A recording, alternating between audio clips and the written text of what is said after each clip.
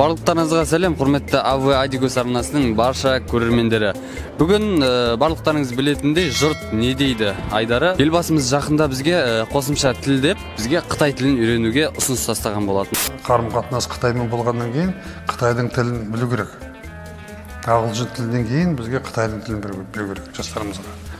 Ол жағынан да қарауымыз керек. Содан кейін ашығынан шынымен айтқан кезде ешқандай қауіп жоқ деп санаймын. Осыған жалпы қарапайым халықтың көзқарасы, ойы, пікірі қандай екенін сіздермен бірге білетін боламыз. Ендеше кеттік.